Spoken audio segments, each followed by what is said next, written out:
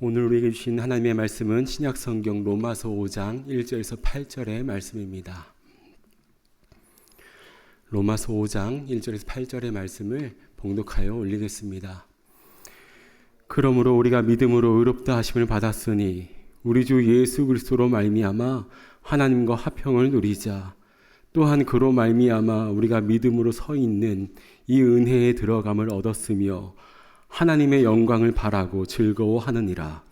다만 이뿐 아니라 우리가 환난 중에도 즐거워하나니 환난은 인내를, 인내는 연단은 소망을 이루는 줄 알미로다. 소망이 우리를 부끄럽게 하지 아니함은 우리에게 주신 성령으로 말미암아 하나님의 사랑이 우리 마음에 부은 바 됨이니 우리가 아직 연약할 때의 기약대로 그리스도께서 경건하지 않은 자를 위하여 죽으셨도다. 의인을 위하여 죽는 자가 쉽지 않고 선을 위하여 용감히 죽는 자가 혹 있거니와 우리가 아직 죄인 되었을 때에 그리스도께서 우리를 위하여 죽으심으로 하나님께서 우리에 대한 자기의 사랑을 확증하셨느니라. 아멘.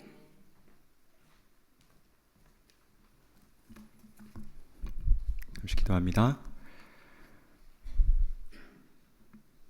주님, 진심으로 신자 되기 원합니다. 진심으로 거룩해지기 원하고 또 진심으로 예수 닮기 원합니다. 비록 이러한 우리의 고백에 미치지 못하는 삶이지만 다시 한번 주님의 긍휼히 여기심 구하며 나아가오니 덮어주시고 그 주님의 사랑 안에서 잘 익어지고 발효되어질 수 있도록 주여 말씀하여 주시고 성령으로 채워주시옵소서. 예수님의 이름으로 기도드립니다. 아멘. 인내의 발효라는 제목으로 하나님 말씀 전하겠습니다. 제가 옛날에 서울 목동에서 청년부 사역을 할 때였습니다. 청년들이랑 아주 허물없이 잘 어울리면서 재미있게 사역했었거든요. 어느 주일날 청년들과 식사를 하는데 한 청년이 이런 질문을 했습니다. 목사님, 동거에 대해서 어떻게 생각하세요? 목사는 이런 질문에 잘 대처를 해야 됩니다. 이 질문이 어떤 컨텍스트에서 나오는 건지 알 수가 없으니까요. 이 사람이 과연 지금 동거를 하고 있다는 건지, 그럴 계획이 있다는 건지, 아니면 그냥 단순하게 궁금한 건지 처음부터 다 알 수가 없잖아요. 그래서 제가 다시 질문을 던졌습니다. 너는 어떻게 생각하니? 그랬더니 그 청년은 동거가 필요한 것 같대요. 그래서 왜 필요한 것 같은데? 라고 물어보니까 대답이 이랬습니다. 그냥 결혼했다가 그 사람이 저랑 안 맞는 사람이면 어떡해요? 그러는 거예요. 살짝 웃는 분들도 계신데 여러분 안 맞으십니까? too late이라는 거. 저는 이 대답을 듣고요. 그 말이야말로 자신이 한 질문에 대한 답이라고 말해 주었습니다. 그 사람이 저랑 안 맞는 사람이면 어떡하냐. 그러니까 이런 불안이 있다는 거죠. 이 불안 때문에 계속해서 다른 옵션을 열어두려고 하는 것입니다. 매이지 않으려고 하는 거예요. 제가 나중에 청년들이 다 있는 자리에서 물었습니다. 동거와 결혼의 가장 큰 차이가 뭔 줄 아냐고요. 여러분은 아십니까? 가장 큰 차이가 뭐인 줄?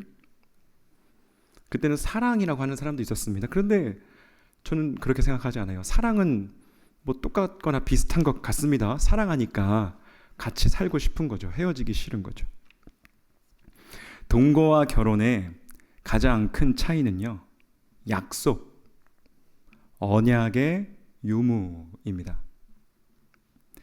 결혼에는 약속이 있습니다.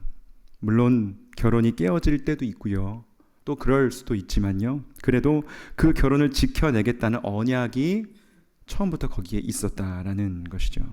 우리는 그 언약에 우리 자신을 묶어두는 것입니다. 그래서 결혼을 하는 것도 어렵지만 그 단단하게 묶였던 것을 풀어내는 것이 그토록 더 어려운 것이죠. 그 매듭이 단단했을수록, 그 매듭이 꼬여 있었을수록 더 어렵고 상처가 되는 풀어가는 과정이 있겠죠. 하지만 또 그렇다고 해서 결혼을 하지 않을 수는 없어요. 왜냐하면 하지 않으면 알 수 없는 것들이 분명히 있기 때문입니다. 그래서 사랑이라는 것은요, 스스로 취약해지기로 결정하는 것이고요, 다른 사람에게 내가 상처받을 가능성을 활짝 열어두는 것입니다. 사랑을 한마디로 하면 위험 감수인 거예요. 문제는 오늘날 많은 사람들이 어떤 언약이나 가치나 대의에 자신을 묶어놓고 헌신하는 것을 회피한다는 겁니다. 위험 감수하고 싶어 하지 않아요. 지그문트 바우만이라는 사회학자는요, 이런 현대 사회를 액체 근대, 리퀴드 모더니티라고 불렀습니다. 액체는 모양이 고정되어 있지 않잖아요. 그릇에 따라서 모양이 금방 다 바뀌어 버립니다. 붙잡아 둘 수가 없습니다. 어떤 형태의 미래에도 맞추어서 적응할 수 있도록 유동적인 상태를, 액체 상태를 계속해서 유지하는 것입니다. 우리는 이런 유동적인 상태를요, 무한 탐색 모드라고도 부를 수 있겠습니다. 여러분 그런 거 경험해 본 적 없으세요? 넷플릭스 같은 서비스를 이용하시면서 스크롤을 이렇게 올렸다 내렸다 살펴보는 겁니다. 제목도 몇 개 보고요, 예고편도 몇 개 살펴보고요, 또 후기나 추천도 찾아서 읽어봅니다. 기왕에 내가 영화 보기로 한 거 시간 낭비하지 않고 좋은 영화를 골라서 보고 싶으니까요. 그런데 그렇게 훑어보기만 하다가 1시간이 훌쩍 지나가 버리는 겁니다. 그렇게 하염없이 무한 탐색 모드에만 있다가 결국에 TV를 꺼버리게 되는 거예요. 뭔가를 보기엔 이미 너무 늦어졌기 때문에. 그냥 애초에 그냥 아무거나 한 편 선택해서 하나 보면 되는 거였는데요. 그렇죠? 우리는 똑똑한 선택을 하려다가 영화 한 편 진득하니 볼 수 없는 세대가 되어버렸습니다. 우리는 이렇게 일상을요, 무한 탐색 모드로 살아가고 있습니다. 액체같이 흘러다니는 유동성을 가지고요, 온갖 가능성들을 우리 손에 올려두고 저울질해 가면서 더 나은 선택을 하기 위해서 애쓰며 살아갑니다. 그런데 역설적인 것은요, 바로 그 좋은 선택을 하기 위한 애씀이 결국 우리를 그 어떤 것도 결정하지 못하는 상태로, 결정장애로 우리를 몰아간다는 것입니다. 선택지가 많아질수록 더 자유로울 것 같지만 정작 우리는 더 불안하게 엉거주춤해서 둥둥 표류하며 다니게 되는 것이죠.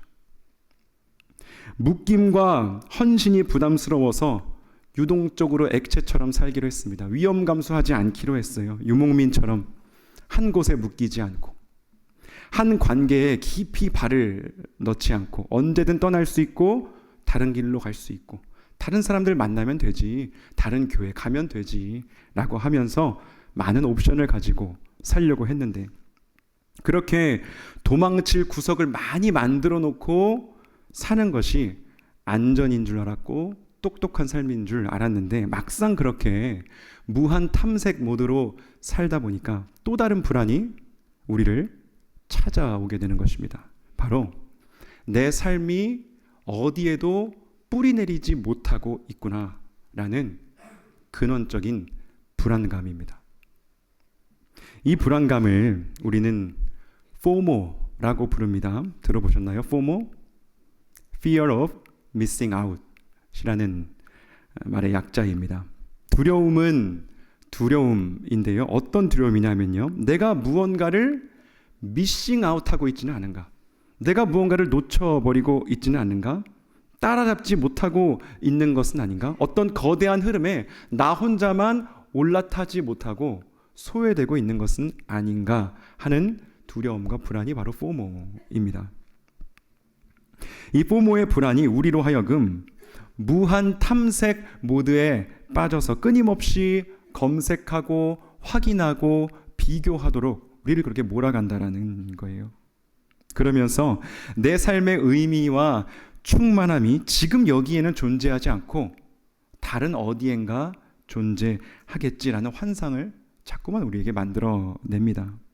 포모가 사람의 시선을 지금 여기 우리가 발 딛고 살아가는 자리가 아니라 저기 어딘가로 옮겨버린다는 것이죠. 내가 지금 여기에서 할 수 있는 순종이 아니라 내가 놓치고 있을지 모르는 다른 가능성들을 자꾸만 타진해보게 만든다라는 것입니다. 포모라는 불안과 두려움이 무언가에 몰입하고 전념하고 헌신해서 어떤 결과를 향해 나아가고 모험하고 도전하고 또 이루어내는, 그것을 이루어내기 위해 견뎌내는 그러한 우리의 능력을 다 빼앗아가 버렸다는 것입니다. 바로 이러한 불안의 상태가 바울이 로마서 1장부터 3장에서 보여주는 하나님으로부터 소외된 우리의 죄악된 모습입니다. 1장 28절 말씀 보십시오. 또한 그들이 마음에 하나님 두기를 싫어하며 하나님께서 그들을 그 상실한 마음대로 내버려 두사 합당하지 못한 일을 하게 하셨으니, 스스로 하나님을 몰아내 버린 우리의 상실한 마음은요, 하나님께 합당하게 살아갈 능력을 잃어버린 거예요. 우리가 길을 잃어버린 것입니다. 로마서 3장 16, 17절은 또 이렇게 말합니다. 파멸과 고생이 그 길에 있어 평강의 길을 알지 못하였고, 끊임없이 액체처럼 유동하면서 무한 탐색 모드로 돌아다니지만 어디에도 안착하지 못하고 고생만 하고 평강에 이르지는 못합니다. 평강에 이르는 길이 끊어져서 우리는 불안을 겪을 수밖에 없게 되어버린 것입니다. 그렇게 하나님의 영광과 하나님과의 평강의 자리에 이르지 못하던 우리를 위해서 하나님이 독생자 예수님을 화목제물로 우리를 위해 내어주셨습니다. 예수님의 보혈로 우리를 의롭다고 하여 주셨고요, 하나님과 우리를 다시 화목하게 만들어 주셨습니다. 평강에 이르는 길이 우리 앞에 열려지게 된 것입니다. 오늘 본문 5장 1절 말씀이 우리가 누리고 있는 그 평강에 대해서 말씀하고 있습니다. 5장 1절 우리 함께 읽어보겠습니다. 시작. 그러므로 우리가 믿음으로 의롭다 하심을 받았으니 우리 주 예수 그리스도로 말미암아 하나님과 화평을 누리자. 아멘. 여기서 화평을 누리자라는 말을 우리가 바로 이렇게 영어로 바꿔본다면요, Let us have peace라고 해서 청유형으로 번역이 될 것입니다. 우리말로도 누리자라고 되어 있고요. 그런데 이 말씀은요, 사실 직설화법으로 번역하는 것이 더 적절하고 어울리는 것으로 보입니다. 여기 쓰인 헬라어 단어가요, 에코멘이라는 헬라어거든요. 헬라어에 오 발음이 나는 철자가 두 개가 있습니다. 오메가와 오미크론 두 개가 있는데 길이만 조금 다르다고 해요. 그래서 이 중간에 딱 다른 거 있죠. W처럼 생긴 오메가가 있느냐, O처럼 생긴 오미크론이냐에 따라서 이 뜻이 달라지게 되는 겁니다. 오메가면 가정법이 되면서 청유형의 문장이 되는 것이고요, 오미크론이면 직설법이 되어집니다. 이 둘의 발음은 거의 구분되지 않습니다. 그래서 아마 필사자들이 헷갈리지 않았을까, 그렇게 학자들은 추측하고 있어요. 우리말 표준 세번역을 비롯한 절대 다수의 영어 번역들이 이 말씀을 누리고 있습니다, We have peace with God 이라고 번역을 하고 있습니다. 제가 지금 이 얘기를 자세히 드린 이유는요, 이 작은 철자와 문법, 이 토시 하나의 차이가 문장의 분위기를 완전히 다르게 만들어버리기 때문입니다. 청유형으로 번역하면요, 권면이 됩니다. 이제 하나님과 화평을 누리자. 그럼 이 화평은요, 아직은 우리께 아닌 것이 되는 거예요. 앞으로 찾아가야 하는 것입니다. 그러니까 찾아서 이 화평을 누려야 한다라는 촉구의 의미가 되는 것이죠. 그리고 누군가는 이 하나님과의 화평을 찾을 수도 있고 못 찾을 수도 있다는 가능성이 또 이 번역으로부터 생겨나게 되는 것입니다. 하지만 직설법으로요, 우리는 하나님과 화평을 누리고 있습니다. We have peace with God 것이라고 번역을 하게 되면요, 이것은 선언이 되는 겁니다. 예수 그리스도의 보혈을 의지하는 사람은 누구도 예외 없이 하나님과 화평을 누리고 있다라는 선언이 되는 것입니다. 우리의 기분, 상태, 죄의식과 상관없이 우리 모두에게 예수 그리스도의 십자가 사역을 통한 하나님과의 화해가 이루어졌고 하나님과의 화목한 상태로 우리 모두가 이미 돌입하게 되어서 거기서 살아가고 있다라는 말씀이 되는 것입니다. 주관적인 경험으로서의 화평이 아니라 객관적 선언으로서의 화평이 되는 거예요. 예수님을 믿기는 하지만 누구는 잘나거나 운이 좋아서 하나님과 화평을 충분하게 누리고 있고 누구는 못나고 운이 없어서 화평을 누리지 못하는 경우가 생길 수 없다라는 것이죠. 그럴 수 없습니다. 그러니 내가 하나님의 사랑을 놓쳐버릴지도 모른다. 내가 미싱 아웃 해버릴지도 모른다. 라는 그런 영적인 포모를 하나님 앞에서 가질 필요가 전혀 없어져 버리게 되는 것이죠. 그래서 바울은 2절에서 이렇게 말씀을 이어갑니다.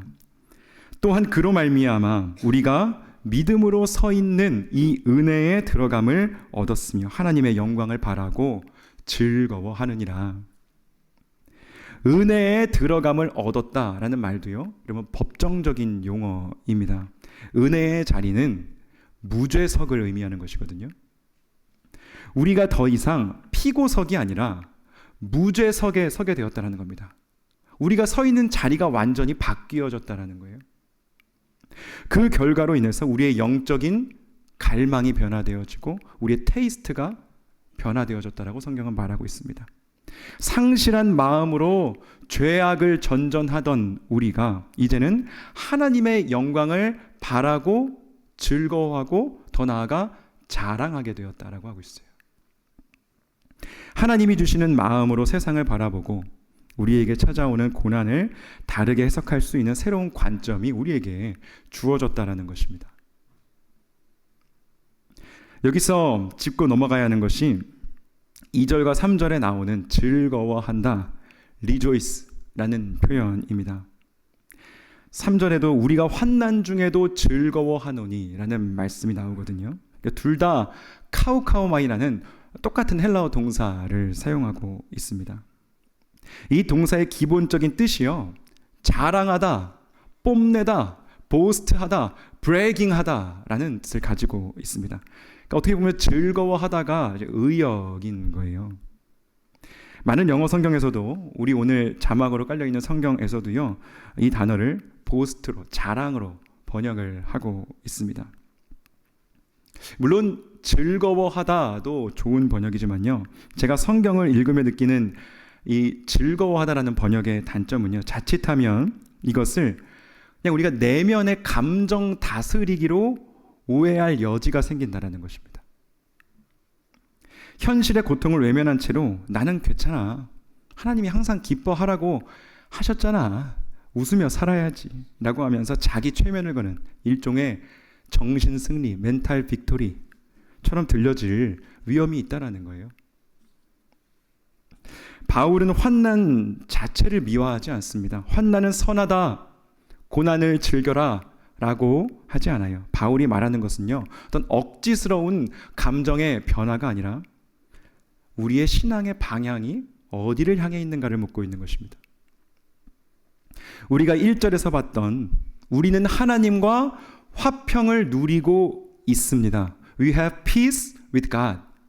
여러분, 이 선언대로 말입니다. 하나님과 화평케 된 우리들을 하나님이 결코 그냥 놓아두지 않으신다는 거죠.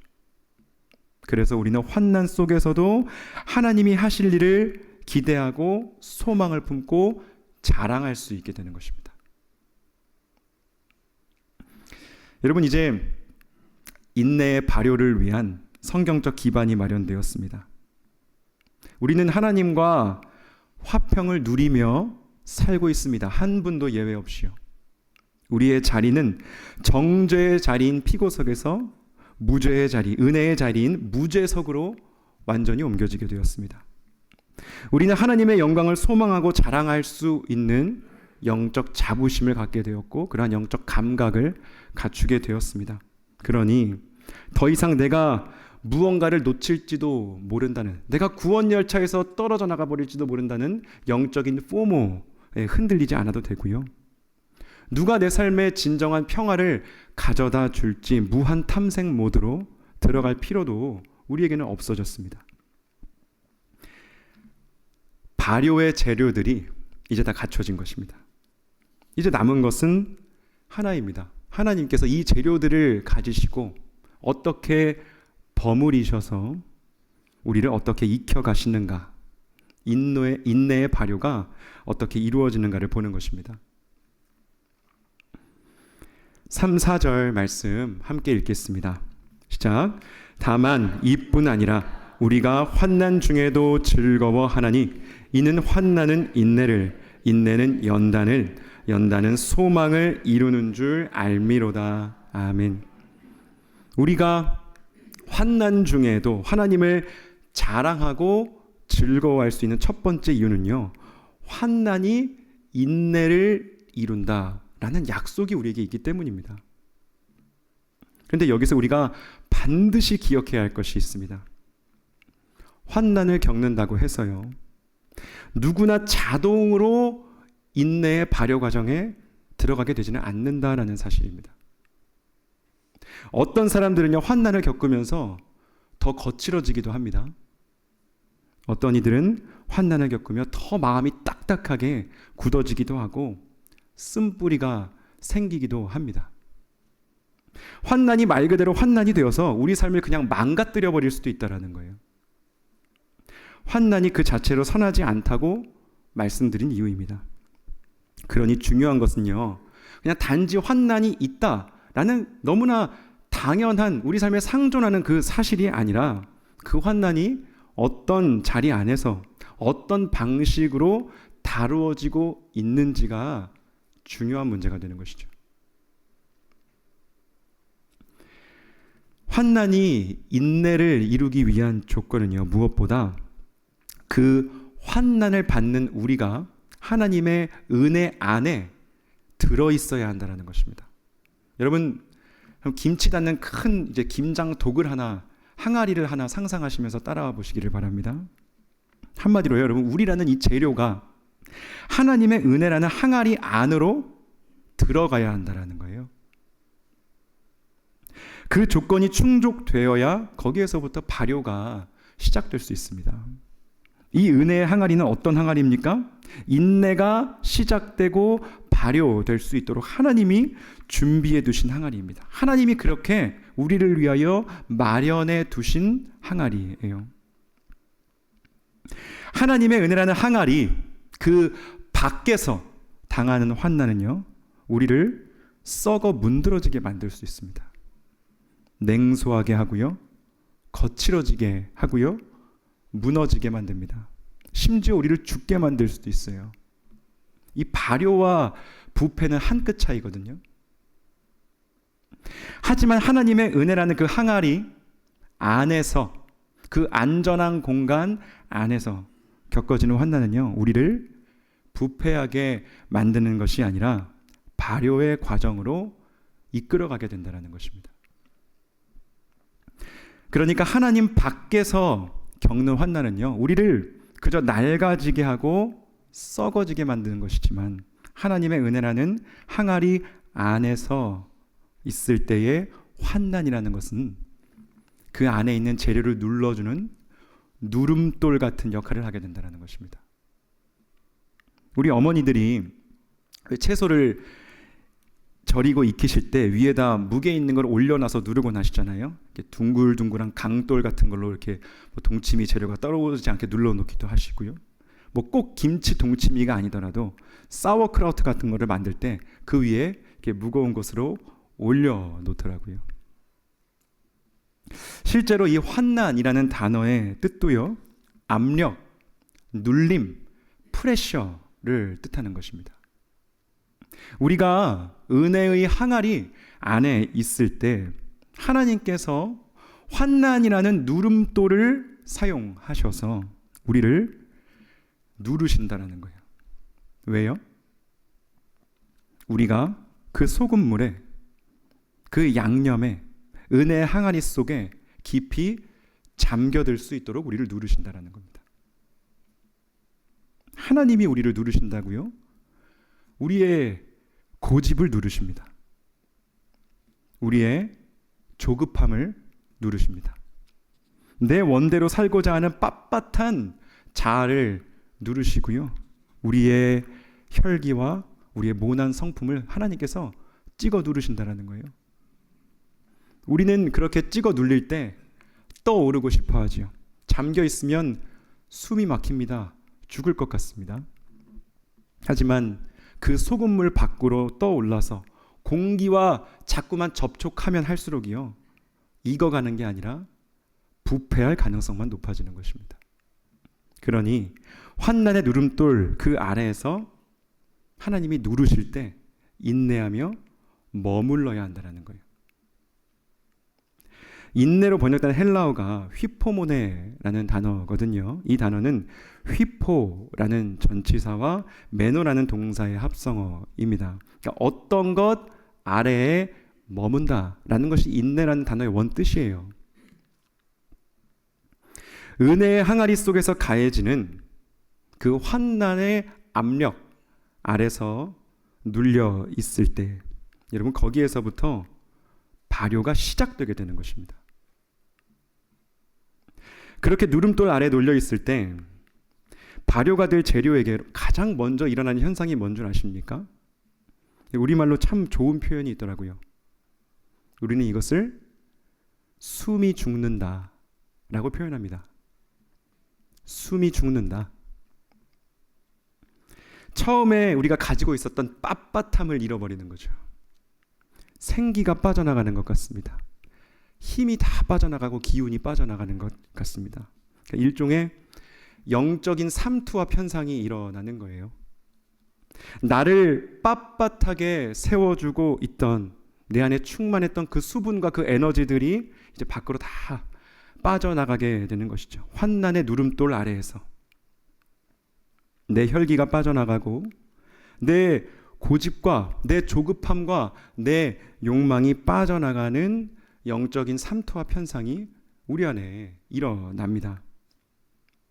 그런데 신비로운 것은요, 내 안에 원래 있던 그것들, 나를 빳빳하게 세워주던 그것들이 빠져나간 그 자리, 숨이 죽어버린 그 빈자리에 비로소 양념이 배어들기 시작한다는 거예요. 숨이 죽어야 양념이 배어들고요, 숨이 죽어야 빳빳함이 꺾어지고 부드러워져서 다른 재료들과 어우러질 수 있게 되는 것입니다. 우리는 이것을 연단이라고 부릅니다. 숨이 죽는 것, 영적 삼투압 현상이 일어나는 것, 우리 안에 혈기와 고집이 다 빠져나가고 이제는 하나님의 그 신적인 성품이 우리 안에 스며들고 배어들고 자리 잡게 되는 것, 여러분, 그것이 연단의 뜻이에요. 연단은 불순물이 제거되는 과정이거든요. 그렇게 숨이 죽어지고 양념이 배어들면서 이제부터는 맛이 들기 시작합니다. 저는 이 맛이 드는 것을 소망과 연결해서 보고 싶습니다. 소망은 환난과 인내와 연단을 지나면서 하나님의 사랑이 우리 안에 점점 더 깊이 배어들어서 마침내 맛이 든 믿음이 되는 것을 뜻합니다. 말로만 아는 하나님이 아니라요, 그 시간과 압력을 통과해내면서 이제는 나의 온 몸으로 알게 된 하나님, 나의 온 감각을 통해서 알게 된 하나님을 고백하게 되는 것, 여러분, 그것이 바로 소망인 것입니다. 그래서 이제는 은혜의 항아리 속에 들어가기 전에 그 빳빳했던 원재료와는 완전히 다른 존재가 되는 거예요. 이전과는 다른 향기가 나고요, 이전과는 다른 깊이가 생겼고, 비록 숨이 죽어버렸지만 이전과는 다른 단단함이, 우리 안에 생겨나게 되는 것입니다. 깊은 맛이 나는 사람으로 발효가 되어진 것이죠. 하나님을 향한 깊은 신뢰를 가지고 살아가는 것이 소망이니까요. 성경은 이렇게 잘 익어지고 발효가 된 사람들은 결코 부끄러움을 당하지 않을 것이다 라고 우리에게 약속하고 있습니다. 5절 말씀입니다. 소망이 우리를 부끄럽게 하지 아니함은 우리에게 주신 성령으로 말미암아 하나님의 사랑이 우리 마음에 부은 바 됨이니. 하나님의 은혜의 항아리 안에 부어져서 우리가 잠기어 있던 그것, 우리의 숨이 다 죽어지게 만들고 우리 안에 스며들고 배어들어서 우리를 변화시킨 것, 여러분 그것은 무엇입니까? 우리 안에 부어진 하나님의 사랑이다라는 거예요. 성령으로 말미암아 부어진 사랑이 우리 안에 배어들어서 우리가 그 안에 잠기게 되어서 그 사랑이 우리를 발효시키셨다는 것입니다. 이 사랑은 어떤 사랑입니까? 8절 말씀입니다. 우리가 아직 죄인 되었을 때에 그리스도께서 우리를 위하여 죽으심으로 하나님께서 우리에 대한 자기의 사랑을 확증하셨느니라. 확증하셨느니라. 이 사랑은요, 예수님의 죽으심으로 확증된 사랑이고요, 증명된 사랑입니다. 더 이상의 검증이 필요 없는 사랑, 더 이상의 두려움은 필요 없는 사랑이에요. 이 확증된 사랑, 검증된 사랑 속에서 우리의 발효가 시작되는 것입니다. 여러분, 확증된 사랑을 믿으십시오. 검증된 사랑을 믿으세요. 신뢰하시기를 바랍니다. 무엇을 통해 증명된 사랑입니까? 십자가를 통해 증명된 사랑입니다. 인내의 발효를 막는 가장 큰 적이 무엇인 줄 아십니까? 바로 조급함, 두려움, 불안입니다. 그 조급함의 현대적 이름이 포모인 거예요. 우리 안에 그 증명된 사랑, 하나님의 검증된 사랑이 희미해질 때 포모가 그 자리를 비집고 들어옵니다. 그래서 놓칠까봐 두려워지고요, 내가 지금 시간 낭비 헛수고하고 있는 것은 아닌가 불안해지고, 더 쉽고 좋은 길이 있는데 나만 여기에서 이 어두운 굴 속에 갇혀서 시간 낭비하고 있는 건 아닌가, 나만 그걸 모르는 건 아닐까, 안절부절하며 자꾸만 항아리 뚜껑을 열어보게 되는 겁니다. 항아리 속을 막 뒤적뒤적 거리는 거예요. 다 헤집어 놓고요, 맛을 보는 겁니다. 그런데 맛을 보면 어때요? 아직 맛이 들지 않은 거죠. 실망만 있는 거죠. 그래서 우리는 그 자리를 자꾸만 떠나려고 하게 된다는 것입니다. 무한 탐색 모드를 다시 시작하는 겁니다. 그러면 안 된다는 겁니다, 여러분. 뚜껑을 닫으셔야 합니다. 뒤적거리지 않으셔야 합니다. 헤집어 놓지 않으셔야 합니다. 발효가 되기 전에 자꾸만 맛을 보려고 해서는 안 됩니다. 하나님의 그 검증된 사랑, 증명된 사랑을 신뢰하셔야 한다라는 겁니다. 그 은혜의 항아리 아니야말로, 그 안에 부어진 하나님의 사랑이야말로 우리가 갇혀 있어야 할 곳, 우리가 잠겨 있어야 할 자리이기 때문입니다. 확증된 은혜와 사랑을 의심하지 마십시오. 신뢰하십시오. 기다리십시오. 그 아래에서 머무십시오. 그래야 발효가 일어나는 것입니다. 여러분, 잘 발효된 인생 살기를 원하십니까? 우리 서로를 돌아보며 축복하겠습니다. 잘 익어가고 계십니다. 누름돌 아래에서 머무세요. 머무는 겁니다. 그래야 익어가는 것입니다.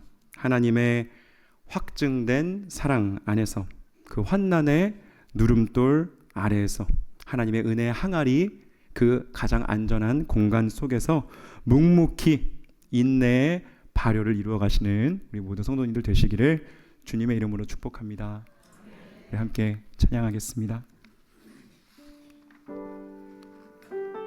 은혜 항아리 속에서 그 누름돌 아래에서 오늘도 우리를 발효시키시고 익어가게 만드시는 우리 하나님 신뢰하며 찬양합니다. 주가 보이신 생명의 길,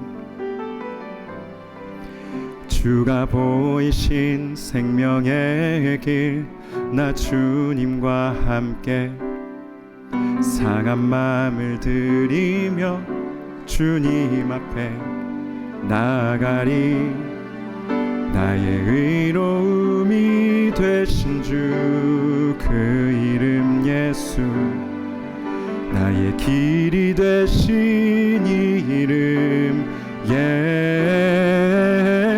주가 보이신 생명의, 주가 보이신 생명의 길, 나 주님과 함께 상한 마음을 들이며 주님 앞에 나아가리. 나의 의로움이 되신 주 그 이름 예수, 나의 길이 되신 이 이름 예수. 나의 길 오직 그가 하시나니, 나를 단련하신 후에 내가 정금같이 나오리라. 나의 길 오직 그분만이, 나의 길 오직 그가 하시나니, 나를 단련하신 후에 내가 정금같이 나오리라. 내가 정금같이, 내가 정금같이 나오리라. 하나님께 기도합시다. 주님, 저희는 불안합니다. 저희는 두렵습니다. 그래서 우리는 자꾸만 확인하고 싶습니다. 자꾸만 뚜껑을 열어봅니다. 자꾸만 헤집어 봅니다. 뒤적거립니다. 우리는 익어가고 있는가? 우리는 발효되어져 가고 있는가? 나는 잘 살고 있는가? 하지만 우리를 잠기게 해주신 그 하나님의 사랑은 확증된 사랑이며 검증된 사랑이며 실패가 없는 사랑이라는 것을 저희들 믿고 신뢰하게 하여 주시옵소서. 그 사랑 안에 잠겨 환난의 누름돌 아래에서 인내하며 우리를 익어가게 하시는, 발효시켜 가시는 그 하나님의 손길을 의지하며 살아가는 우리가 되게 하여 주시옵소서. 우리 삶 올려드리며 함께 기도하며 나아갑니다. 하나님 아버지, 우리는 불안합니다. 우리는 두렵습니다. 자꾸만 열어봅니다. 자꾸만 확인하고 싶습니다. 아버지, 자꾸만 중간에 맛을 보고 싶습니다. 우리는 잘 살고 있는가? 나의 삶은 익어가고 있는가? 나의 삶은 발효되어가고 있는가? 내 삶은 그냥 이렇게 썩어져 버리는 것 아닌가? 아버지, 우리 삶은 그러한 두려움에 아버지 사로잡혀 살아갑니다. 하지만 다시 한번 그 확증된 사랑 안으로 주여 우리를 불러주시니 감사합니다. 은혜의 항아리 안으로 우리를 불러주시고 아버지 그 확증된 사랑, 우리를 향하여 부어진 그 하나님의 사랑 안에 아버지 우리를 잠기게 하여 주시고, 아버지여 우리의 모든 숨이 빠져나가게 하여 주시고, 아버지 우리의 모든 기운이 빠져나가게 하시며, 이제는 하나님의 사랑이 우리 안에 배어들고 하나님의 성품으로 변화되어질 수 있도록 아버지 그 은혜를 허락하여 주시며 감사합니다. 아버지, 이 소망은 우리를 부끄럽게 하지 아니할 것입니다. 주여, 우리는 소망을 품고 아버지여 자랑하며 살아갈 것이오니, 원하니 아버지여 우리가 주님과 함께 서는 그날까지 아버지여 계속해서 발효되어지며 계속해서 익어가며 더 숙성되어지며 더 성숙하며 아버지 그렇게 부르심 따라가는 주님의 백성들 될 수 있도록 은혜 허락하여 주시옵소서. 우리의 모든 불안과 두려움 예수 사랑 안에서 떠나가게 하여 주시고 온전히 주님의 다스리심 가운데 거하는 우리의 삶이 될 수 있도록, 흔들림 없는 우리의 삶이 될 수 있도록 주여 붙들어 주시옵소서. 은혜 허락하여 주시옵소서. 주님, 우리는 흔들립니다. 두렵습니다. 불안합니다. 그래서 자꾸만 뚜껑을 열어봅니다. 뒤적거립니다. 헤집습니다. 맛을 봅니다. 아직은 맛이 들지 않았기에 실망합니다. 우리 삶은 이대로 썩어버리는 것 아닌가, 우리는 절망합니다. 하지만 하나님 아버지, 다시 한번 우리 안에 확증되어진 사랑, 소망 가운데 성령을 통하여 우리에게 부어진 그 사랑, 아버지 그 사랑을 신뢰하며 나아가는 우리가 되게 하여 주시옵소서. 환난의 누름돌로 우리를 눌러주시고 그 사랑 안에 푹 잠기게 하여 주셔서 우리의 모든 어리석음들이 빠져나가게 하여 주시옵소서. 빳빳했던 우리의 자아가 죽어져 숨이 죽어지고 이제는 그 맛이 우리 안에 배어들어 하나님의 신적인 성품을 드러내고 그 성품에 참여하며 살아가는, 그 소망을 자랑하며 살아가는 우리의 인생이 될 수 있도록 주여 은혜 허락하여 주시옵소서. 오늘도 우리를 발효시키시는, 익혀나가시는 주님을 신뢰하오니 주여 우리를 붙들어 주시옵소서. 예수님의 이름으로 기도드립니다. 아멘.